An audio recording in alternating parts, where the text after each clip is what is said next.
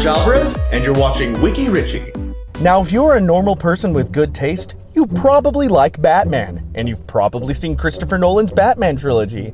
I've seen them dozens of times. I bet you have. It was 4 years ago that Nolan presented us with The Dark Knight, the second installment in his Batman series, but shortly before the movie was released, actor Heath Ledger sadly passed away. Now, I won't be talking about the details of his death. Instead, I'll be talking about the effects his death had on the Batman series, specifically the newest film, The Dark Knight Rises. Aren't you being just a little bit insensitive, Rich Alvarez? For the sake of this discussion, no. Tim Burton's 1989 Batman film reinvented the superhero genre on screen, giving us hope after several pieces of shit like Superman 3 and 4, but it also started a terrible trend. Joker's a good character and stuff, so how about we kill him off in the first movie? Yeah, that seems like a good idea. I can't stress enough how annoying it is in superhero films when they kill off villains. In comics, villains get captured so that they can wreak havoc once again at a later time. This is the only reason Arkham Asylum exists. But wouldn't it be easier for Batman to just kill his enemies? That's the point! It's not about what's easy! This trend in Hollywood superhero films finally ended with Batman Begins. The Scarecrow lives so that we could see him again in the movies to follow.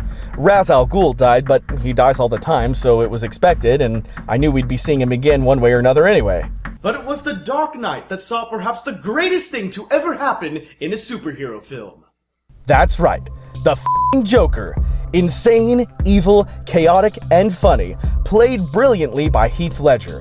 And the best part of all, he doesn't die at the end. He gets taken away, hinting so very strong that he will appear in the next film. Finally, a Batman series that has the Joker coming back every time because there is no way to stop him. Yes! But wait, Heath Ledger died. So what does that mean?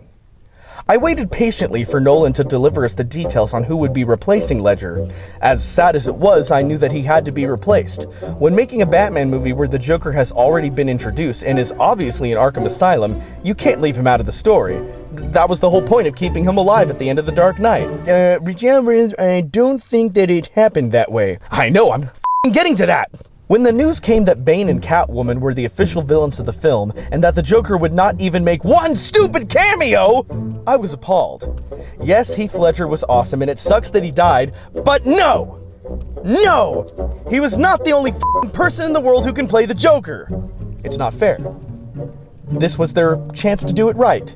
Have someone in a dark corner where you can barely see his face if that's what it takes. Well, there's obviously nothing anyone can do about that now, but what I can do is present some of my theories on what could have been. And I have a pretty good idea on what would have been included in the third film if Heath Ledger hadn't died. We can assume that Frank Miller's Dark Knight Returns would have still been the main inspiration for the film. Thugs take over Gotham, and perhaps Bane would still have been a part of that. Once Batman returned to the action, the Joker would have immediately busted out of Arkham. Why wouldn't he do so before? Because there's no point in leaving Arkham if Batman's not around. That's just the way Joker thinks. We can therefore assume that the Joker's subplot would follow the comic fairly well, with the Joker framing his death on Batman, making the manhunt on Batman that much more severe. And I believe Nolan would have put a twist on it. In the end, once Batman had stopped the gangs and/or Bane, the Joker would have revealed himself to be behind it all just to get Batman out of retirement and create unstoppable chaos in Gotham. Why does this work so much better than what we saw in The Dark Knight Rises? Well, I'll explain it to you, but I'll have to spoil a few things. Bane comes to Gotham and successfully holds the city hostage by turning a clean energy reactor into a nuclear device, causing a panic when no one is allowed to leave, believing the bomb will go off if they do so.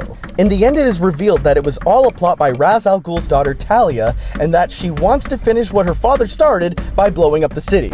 Wait, what? Defer? Does anyone else see a problem here? If you don't, I'll explain.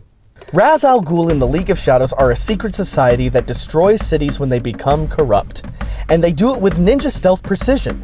No one ever knows that they are behind it because they don't leave a trace, like putting plague rats on trade ships and etc. In Batman Begins, Ra's shows up in town the night he intended to sack it. You don't threaten the city for months, only to bomb them. What was the f***ing point. If she really wanted to follow in her father's footsteps, she should have just used the bomb the moment she got it. And she could have even done it before any hostages were taken, because Bruce Wayne handed her the bomb on a f***ing silver platter. And she had Bane and the doctor guy under her employ, so it wasn't impossible for her to do so. How much better would it have been if the Joker was the one who was behind Bane? Then holding the city hostage only to blow it up would have made a lot more sense, because he's the f***ing Joker, and he gets his kicks from messing with people. The bomb going off would have just been his final twisted joke. All in all, there are about a dozen different ways the Joker would have improved the film. But with that said, I still enjoyed The Dark Knight Rises and it was a good movie. It just didn't live up to my expectations. Maybe the next time they reboot the Batman series, it will be perfect. But something tells me Nolan will have done it the best for a long time to come. Well, that's all I have to say about that. I'm Rich Alvarez, this is Wiki Richie. Good day. I'm Rich Alvarez, and you're watching Wiki Richie. Ah, Square. Back in the day, and by the day I mean the 90s. Well, Richie, you're old. Shut the f*** up. Anyways, Square was once the king of role-playing. Before kids were stealing money from their grandma to buy the newest Mass Effect or Fallout game, their older siblings were saving up some hard-earned allowance for the newest Square title.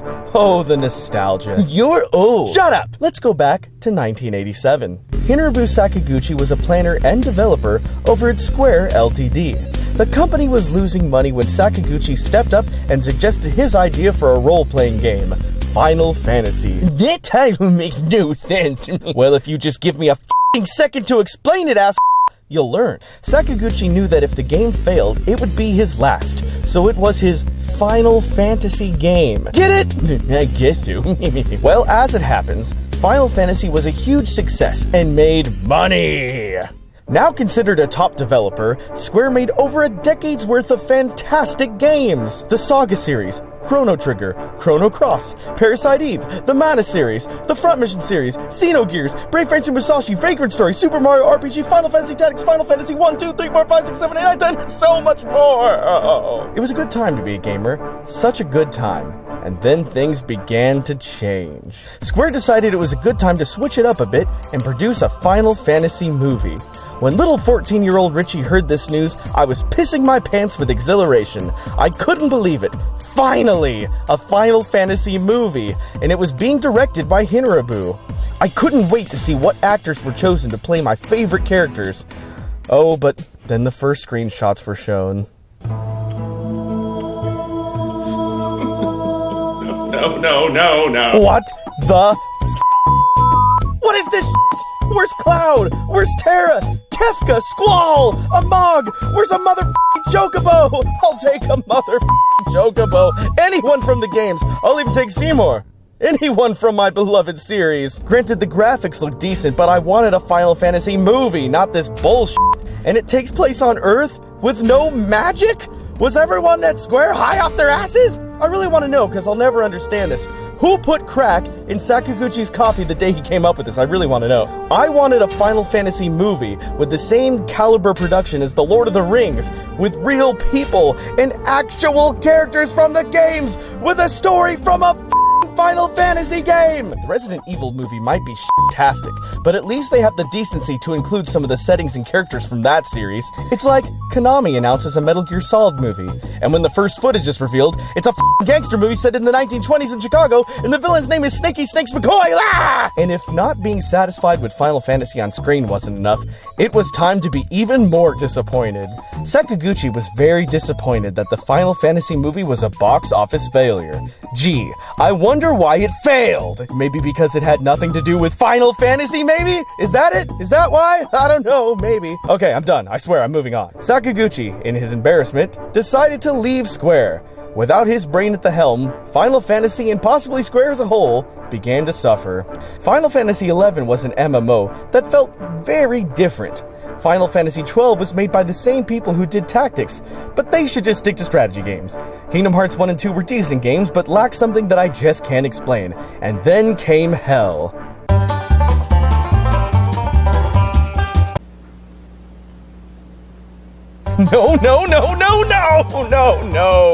No!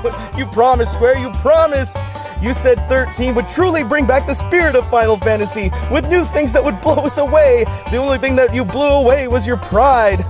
Well, that was deep. So no Sakaguchi, Tetsuya Nomura was too busy working on Versus 13 to actually give a shit about this game, not to mention he still hasn't finished Versus 13, not that I care, because I can't see how it could be any better than this Treasure of Death, KO, Faint, whatever, f it. Probably the most disappointing element of this game is the lack of Nobuo Uematsu, known for his classic Final Fantasy music.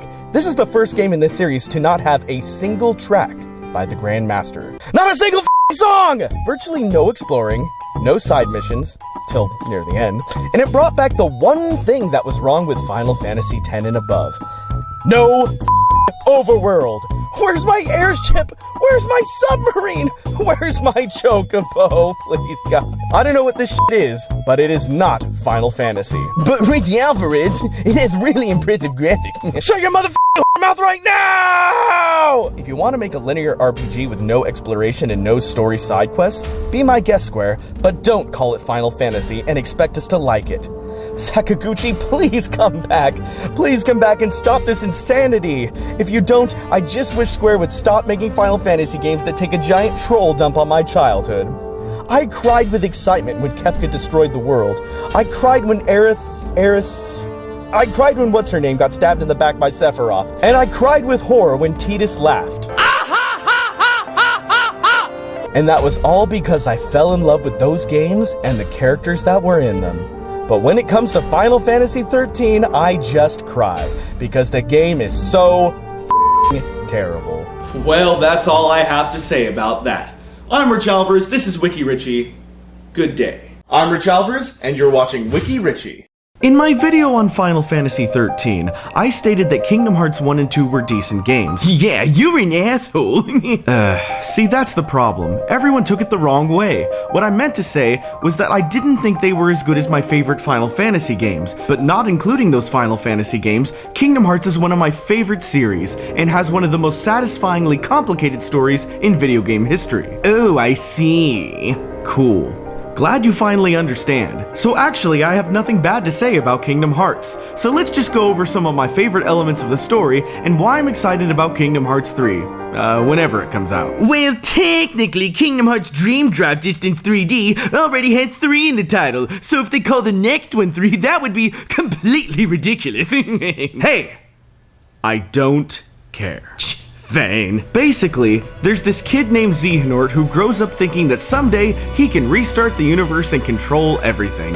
But by the time he figures out how, he's too old to see his plans through, so he transfers his soul into this guy named Terra. Realizing that he needs to be in more than one place at a time, he splits himself into a Heartless named Ansem and a nobody named Xemnas. Ansem gathers the 7 princesses and controls the Heartless, while Xemnas gathers Organization 13 and controls the nobodies. But his plan fails when a boy named Sora teams up with Donald Duck and Goofy to destroy his plans. To counter, Xehanort's younger self travels through time to create a new team so he can make the X-Blade and restart the Keyblade Wars, and that's pretty much where we are in the story so far. Rich Alvarez, you left out some very important characters and skipped over some very important story elements. I know, but that would take days. I will say that I never in my life thought I could take Donald Duck and Goofy seriously, but somehow this game takes those characters and elements from all over the Disney spectrum and perfectly meshes them into this great story. Even Mickey Mouse seems like a badass when he's swinging his Keyblade around. Not to mention most of my favorite characters from the Final Fantasy series make an appearance, even if it really doesn't make sense for them to be there. And as far as the gameplay goes, it's seamless. It took elements from the Final Fantasy battle system, turned it into fast-paced real-time fighting, and then gave you the ability to jump and glide around. And on top of everything else, there are tons of extra things for you to do, like secret battles and ultimate weapons. And you know how I love my side quests. And that's what's so great about Kingdom Hearts. A fantastic, well thought out story on top of great characters and revolutionary action RPG gameplay. So of course the reason I'm excited about Kingdom Hearts 3 is because it's Kingdom Hearts 3. I don't think I need to go into details, pretty self-explanatory if you ask me. And hopefully, it will incorporate a certain foreshadowed second Keyblade War. I don't know, I just, been looking forward to it for like 10 years. Anyways, my point is, don't tell me I don't like Kingdom Hearts, cause I'll smack you across the head. Well, that's all I have to say about that. I'm Rich Alvarez, this is Wiki Richie. Good day. I'm Rich Alvarez, and you're watching Wiki Richie. Remember the Evil Dead series? Sounds lame. F you. Sam Raimi created and directed a trilogy of films known as The Evil Dead, starring his best friend Bruce Campbell as Ash Williams. It was a landmark series in the comedy horror genre. Rich Alvarez, how can a horror movie be funny? It just can. After a few more films like Darkman and The Quick and the Dead, Sam Raimi was chosen to direct Spider-Man. Now, I'm not going to rant as long as usual because I'm making some very simple points. Oh, thank God. Shut the f*** up, or I'll talk for days. Oh, geez, I better be quiet then. As I said, it's very simple. Natural web shooters, emo Peter Parker, skinny-ass Venom, and villains dying in every movie. Wrong! Raimi's style of humor worked in his previous films, and I do love it in Evil Dead and in Darkman, but it just didn't work for Spider-Man, in my opinion. And my opinion is the right one. Wow, conceited much? I thought I told you to shut the f*** up! After the complete abomination that is Spider-Man 3, I thought I would never see a true Spider-Man film. But then the news came that Spider-Man would be rebooted in 2012. I was skeptical at first because I didn't know much about it, and I thought it would probably be at least as disappointing as the first three. But you know what? The Amazing Spider-Man was amazing. Huh? That's right. This time, I'm ending on a happy note. When a movie actually bothers to have Peter Parker create his own web shooters because it's important to show how smart he is, you know they've done something right. Not to mention they finally included the Lizard in this movie, and he doesn't die at the end. Finally, someone is actually reading comics before they make a movie. And that's about it. I loved The Amazing Spider-Man and thought it was a perfect Spider-Man film. Nothing bad to say about this one. Well, that's all I have to say about that. I'm Rich Alvarez, this is Wiki Richie. Good day. Go ahead and click that comic picture right there, or tap that comic picture. Did you know that these work on mobile now? Go ahead, do it.